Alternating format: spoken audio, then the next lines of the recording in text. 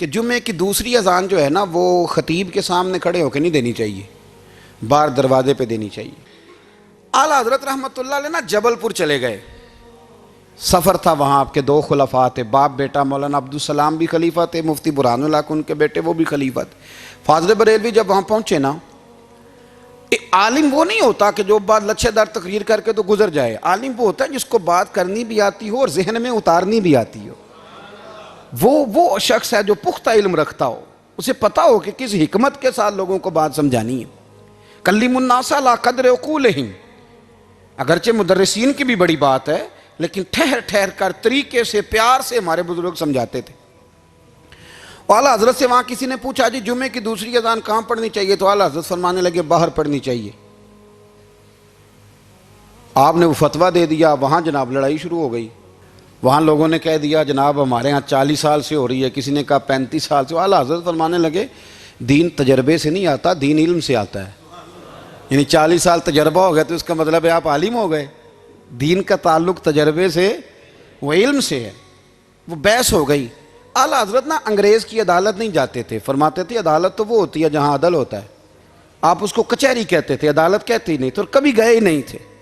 انہوں نے مقدمہ کرا دیا اعلیٰ حضرت پہ، پرچہ کٹوا دیا جی مولانا نے فساد کرا دیا۔ اب وہ جج مسلمان تھا، اس نے ریڈ کر لیا، وہ جو نائب قاصد نہیں، وہ ادری جس کو کہتے ہیں آوازیں دیتا ہے، فلاں بن فلاں حاضر ہو، وہ اعلیٰ حضرت کا مرید تھا۔ آپ نے اسے بلا کے نا تو ساری بات سمجھا دی، وہ سمجھ گیا کرنا کیا ہے۔ جب باری آئی نا اعلیٰ حضرت کی تو جج صاحب نے کیس پہلے پڑھ لیا تھا کہ یہ مسئلہ ہے، مولانا کہتے ہیں اذان باہر پڑھو، تو کچھ لوگ کہتے ہیں سامنے پڑھنی چاہیے۔ اس نے کہا بھی بلاؤ مولانا رضا علی خان ولد نقی علی خان۔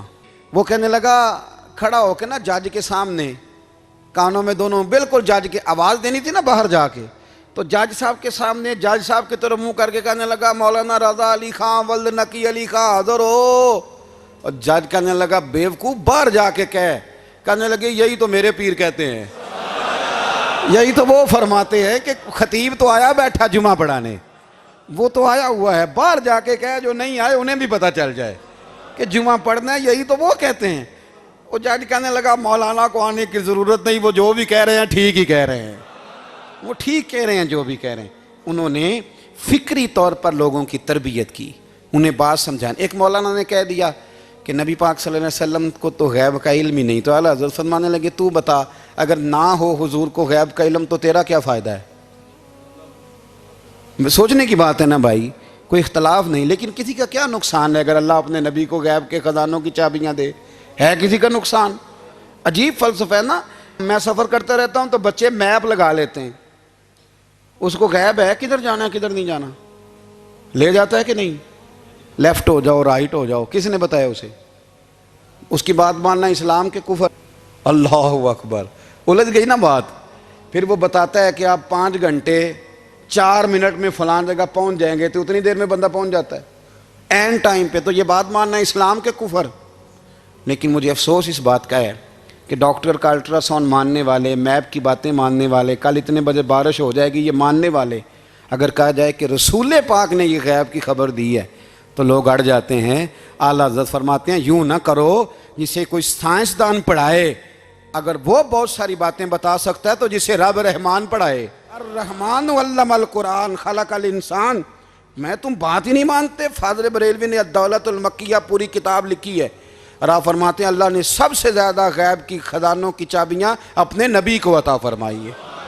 تو آپ نے ہر محاذ پر حضور کی شانیں بیان فرمائی، نبی پاک کی عظمتوں کے تذکرے کیے۔ آپ نے فرمایا کہ اولیاء اللہ، صوفیاء، بزرگ، ان پر تنقید نہ کرو۔ ہمارا نا آج مزاج بن گیا ہے، میں اکثر کہتا ہوں کہ لوگوں کا ذائقہ خراب ہو گیا ہے۔ یہ جو لوگ کہتے ہیں نا نماز میں دل نہیں لگتا، محفل میں سرور نہیں آتا، ہم جب اینک تنقید کی لگا کے جاتے ہیں تو کیسے مزہ آئے گا؟ جب ہم سامنے والے کو اچھا ہی نہیں سمجھ رہے، سب سے اچھے ہم خود ہیں۔ میں اکثر کہا کرتا ہوں کہ جب تک ہم تھوڑا سا نیچے بیٹھ کے اوپر نہیں نہ دیکھتے، بندے ہمیں بڑے نظر نہیں آئیں گے، چھوٹے چھوٹے نظر آئیں گے۔ ہم ہمیشہ اوپر کھڑے ہو کے نیچے دیکھتے ہیں۔ مہربانی فرمائیں۔ بڑی شاندار بات لکھی اعلیٰ حضرت بریلوی نے ملفوظات شریف میں۔ آپ فرماتے ہیں 2 بڑے زبردست قاری تھے، تلفظ اچھا ہی ہونا چاہیے، لیکن اس کا یہ مطلب نہیں کہ پھر آپ سب پہ تنقید ہی کرتے رہیں۔ आला हज़रत फरमाते दो कारियों ने ना एक बुज़ुर्ग के पीछे नमाज पढ़ी, तो उनके ना कुछ कवायद मुस्तहब कुछ कवायद ठीक नहीं थे। तो कहने लगे शोहरत तो बड़ी सुनी थी, पर बाबे को तो कुरान भी सही नहीं पढ़ना आता। ये आला हज़रत ने लिखा है, छोड़ो जो ये भी को बली है। फरमाते हैं बस मुस्तहब कवायद ठीक नहीं थे, जो चीज़ें ज़रूरी हैं वो ठीक पढ़ते थे बाबा जी। अब उन दोनों ने तनकीद की दिल में, और बाहर निकल गए एक दूसरे से कहने लगे यार कितना सोच के आए थे, पर ये तो कुरान पाक भी ठीक नहीं पढ़ते। अब मौसम था थोड़ा सा ऐसे ही मोतदिल मौसम था, ना ज़्यादा गर्मी थी ना ज़्यादा सर्दी थी। करीब एक झील थी, कपड़े उतारे, तहमतें बांधी और झील में घुस गए नहाने के लिए। एक शेर आया तो कपड़े उठा के ले गया। अब बंदा पानी में कितनी को देर रह सकता है, मौसम भी मोतदिल था, बड़ी गर्मी में भी बंदा ज़्यादा नहीं रह सकता। ठिठरने लगे, परेशान हो गए, कांपने लगे, जाएं तो किधर जाएं, बड़े परेशान। अब शेर बैठा है सामने और पहाड़ी के ऊपर वो बैठा, कपड़े लेके आला हज़रत फाज़िल बरेलवी रहमतुल्लाह ताला अलैह फरमाते हैं किसी ने जाके बुज़ुर्गों को बताया कि वो आपके मेहमानों के कपड़े ले गया शेर। तो ठिठर रहे, वो बुज़ुर्ग आए और आके ना तो शेर को आवाज़ दी, अल्लाह हर मुश्किल दी कुंजी यारो हाथ मर्दां दे आई। शेर को आवाज़ दी, कहने लगे इधर आए ना। वो आया तो एक थपकी दी। फाज़िल बरेलवी ने हुकूक़ वालिदैन पे लिखा, हुकूक़ औलाद पे लिखा, उस्ताद के हुकूक़ पे लिखा, शागिर्द के हुकूक़ पे लिखा, आला हज़रत ने पड़ोसियों के हुकूक़ पे लिखा, फाज़िल बरेलवी रहमतुल्लाह ने पीर और मुरीद के हुकूक़ पे लिखा। आला हज़रत ने शर्तें बयान की, मुरीद किसका होना है, शराइत। फरमाया सबसे पहले 4 शर्तें देखो फिर बैत करना। पहली बात ये कि वो बंदा इतना आलिम है कि ज़रूरत के मसले बता सके, जाहिल की बैत जायज़ नहीं। और दूसरे नंबर पे फरमाया ये भी देखो कि एलानिया गुनाह तो नहीं करता, ज़ाहिरी तौर पर शरीयत का पाबंद है। तीसरे नंबर पर ये देखो उसका सिलसिला मुत्तसिल है, बाकायदा किसी से मुरीद हुआ है, सिलसिला ऊपर तक सही चल रहा है। और फरमाया चौथा ये ज़रूर याद रखना कि खलीफा मजाज हो, किसी शेख कामिल ने उसे इजाज़त भी अपनी मर्ज़ी से ना बन के बैठ गया हो कि मुझे तवीज़ मिल गए हैं, ये ना हो। फरमाया इन चीज़ों को देखो और फिर पूरी पाबंदियाँ लगाईं। किसी ने पूछा पीर और मुरीदनी का पर्दा है, तो आला हज़रत फरमाने लगे नबी पाक की जो बीवियाँ हैं ना वो मोमिनों की माएँ हैं, उनको कुरान ने माएँ कहा है। तो अगर उस माँ का बेटे से पर्दा है तो फिर मुरीदनी का पीर से पर्दा क्यों नहीं। फरमाया वाजिब है मुरीदनी के लिए पीर से पर्दा करना वाजिब है। आपको एक बुज़ुर्ग थे, उन्होंने अपने यहाँ जलसे पे बुलाया, जब आप पहुँचे तो वो औरतों को नंगे मुँह तावीज़ दे रहे थे। आपने दूर से देखा तो वापस आ गए। वो दौड़े पीछे, कहने लगे मौलाना कुछ तो ख्याल करें, लोग क्या सोचेंगे, ऐसे चले गए। तो आप फरमाने लगे शाह जी आप नबी पाक की शरीयत का ख्याल ना करें तो मैं आपका ख्याल करूं, शरीयत इस्लामिया का ख्याल नहीं कर रहे, बेपर्दा औरतों में बैठे हो। वो कहने लगे मैं तौबा करता हूं, आज के बाद नहीं करूंगा। फरमाया फिर हाथ बढ़ाइए, फिर मैं आपके हाथों के बोसे लेता हूं। इसलिए कि अगर आप मान गए हैं तो फिर हमारा इख्तलाफ नहीं। सारी ज़िंदगी दीन की पहरेदारी की। आला हज़रत रहमतुल्लाह अलैह ने आज से 150 साल पहले कहा था मुसलमान अपने बैंक कायम करें, अपना सरमाया। एक जो बातें आज कर रहे हैं ना आपके लोग दानिश्वर, वो 125 साल पहले कहा था कि अपने बैंक बनाओ, आपस में मुसलमान तजारत करें। फरमाया अपना पैसा एक दूसरे पर खर्च करो, गरीबों को वज़ाइफ दो, वो सारे तरीके अपनाओ जो सहाबा ने और महबूब करीम ने हमें अता फरमाए। मुसलमानों की फलाह पर उन्होंने बड़ा काम किया। वो ज़माना इकबाल पहले कहा करते थे सारे जहाँ से अच्छा हिंदुस्तान हमारा, फिर अल्लाह ने तौफीक दी तो कहने लगे नहीं ख़ास है तरकीब में कौम रसूल हाशमी। आला हज़रत उसी ज़माने से कह रहे थे नहीं भाई जो मुस्तफ़ा के ग़ुलाम हैं उनका मनसब और मेयार अलग है। बड़ी मोहब्बत से ज़िंदगी गुजारी, अल्लाह से बड़ा डरते थे।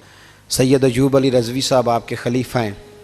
वो कहते हैं एक छोटा सा बच्चा सुबह सुबह आ गया, कहने लगा हुजूर आपकी कल दावत करनी आ जाएंगे। आपने फरमाया आ जाऊँगा। कहने लगा मैं यतीम हूँ, बाप मेरा फौत हो गया और मेरा बड़े दिल करता है आपसे मोहब्बत हो गई। फरमाया कब आऊँ? उसने कहा कल आ जाना। क्या खिलाओगे? तो चने की दाल उसने झोली में डाली। कहने लगा हुजूर मैं ले आया और रात को भिगाऊँगा, कल आपको खिलाऊँगा। आप बीमार रहते थे, दोपहर को सूजी के बिस्कुट खाया करते थे। सैयद साहब कहते हैं जब वो जाने लगा तो आला हज़रत फरमाने लगे अगर इजाज़त दो तो एक बंदा साथ ले आऊँ। कहने लगा ले आओ। फरमाते हैं उसके घर गए तो अंदर बैठने की जगह भी नहीं थी।